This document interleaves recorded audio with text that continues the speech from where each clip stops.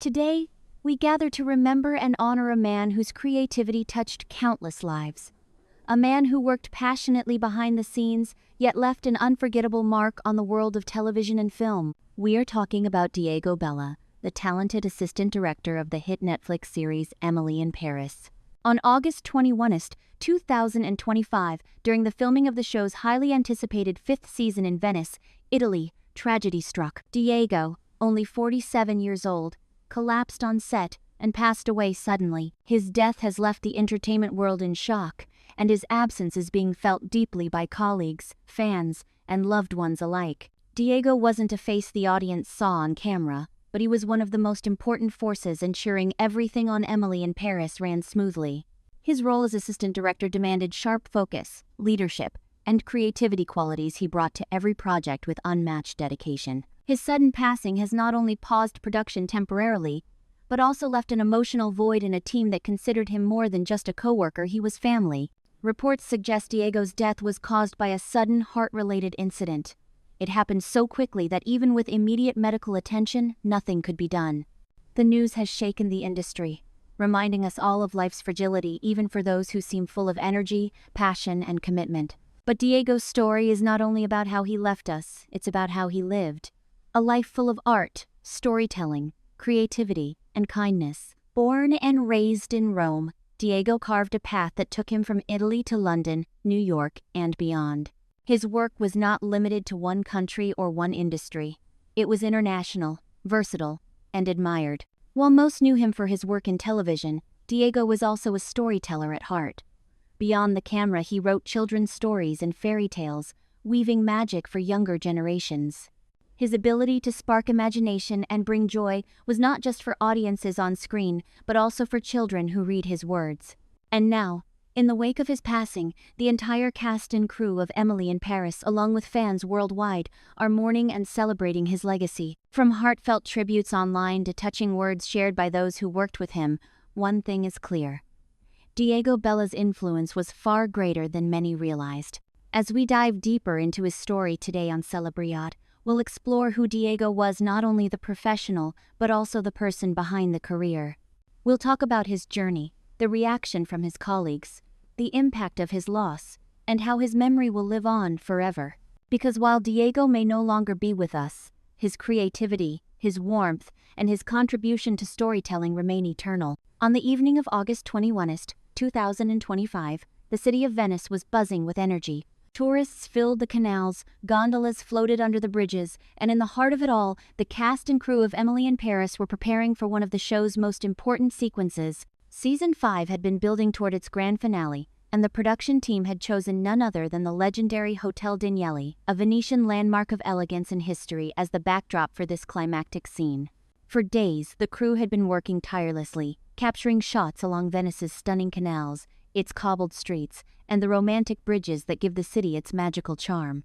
The excitement was palpable not just among fans eagerly waiting for the season, but also among the crew themselves, who knew this finale could become one of the most memorable moments in the entire series. Among those ensuring every detail went smoothly was Diego Borella, the assistant director. Known for his calm yet commanding presence, Diego was the glue that held complex shoots together.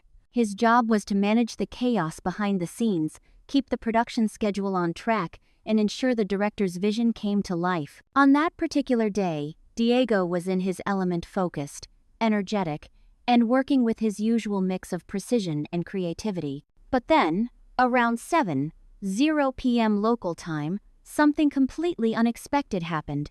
Witnesses recall Diego giving final instructions to crew members, making sure lighting and timing were perfect. Suddenly, he paused, clutched his chest, and collapsed on set. At first, many thought it was exhaustion. After all, film productions often demand long hours, especially during finale shoots in high-profile locations. But within seconds, it became clear this was far more serious. Crew members rushed to his side. Emergency medical personnel, who are always present on major productions, sprang into action immediately. CPR was administered. Calls were made for additional medical support. Everyone watched in shock as the life of a man they admired and loved hung in the balance. Despite the desperate efforts, tragedy struck. Diego was pronounced dead at the scene. The cause, according to initial reports, was a sudden heart-related incident. For the cast and crew, it was a moment of disbelief. Only moments before, Diego had been directing with his trademark energy. To see him gone so suddenly was almost impossible to process. Filming was halted immediately, and the atmosphere on set turned from excitement to grief in a matter of minutes. The news spread quickly, not just across Venice but around the world. Within hours, media outlets were reporting the shocking death of the assistant director of Emily in Paris. Fans flooded social media with messages of disbelief and sadness. Colleagues and friends in the industry began sharing tributes, painting a picture of a man who was more than just a talented professional. He was a friend, a mentor, and a source of inspiration. The following day, production was officially suspended. Cast and crew were given time to process the tragedy. Some members described the atmosphere as surreal. Walking into a set without Diego felt empty, almost unthinkable. Yet, just 2 days later, on August 23rd, filming quietly resumed. Netflix and the production team announced that while Diego's death had been devastating, they were determined to honor his legacy by completing the season. In fact, insiders revealed that the final episode of Season 5 would carry a special tribute to Diego, ensuring that his contribution would be remembered not only by those who knew him personally but also by millions of viewers worldwide. What makes this incident even more heartbreaking is the timing. Diego had been particularly excited about this finale. Colleagues revealed that he had spoken about how proud he was of the work being done in Venice. For him, the Hotel Daniele scene was going to be the crown jewel of the season, one that would showcase the beauty of Venice and bring closure to one of the show's biggest storylines. Instead, the location became the site of his final moments. The tragedy also sparked broader conversations within the entertainment industry.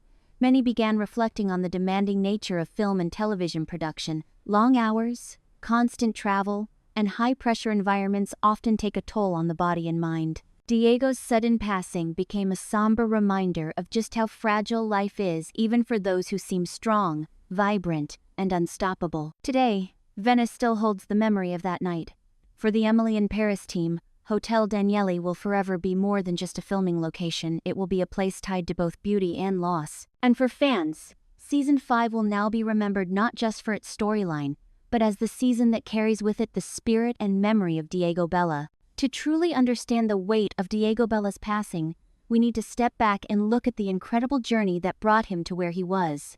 Diego wasn't just another name in the credits of Emily in Paris. He was a man who worked his way up in one of the most competitive industries in the world. His story is one of dedication, passion, and persistence, proving that hard work and talent can open doors across borders. Diego was born in Rome, Italy, a city overflowing with history, art, and culture. Growing up surrounded by timeless architecture and cinematic landmarks, it was almost inevitable that he would be drawn to storytelling. Friends from his childhood describe him as imaginative, always sketching out scenes or narrating little stories during play. His fascination with films began early while many kids were watching movies for fun. Diego would pause and rewind scenes, analyzing how shots were framed, how actors delivered lines, and how music set the tone. His parents encouraged his creativity but also emphasized education and discipline. Diego studied literature and film during his university years in Rome, where professors quickly recognized his sharp eye for detail and leadership potential.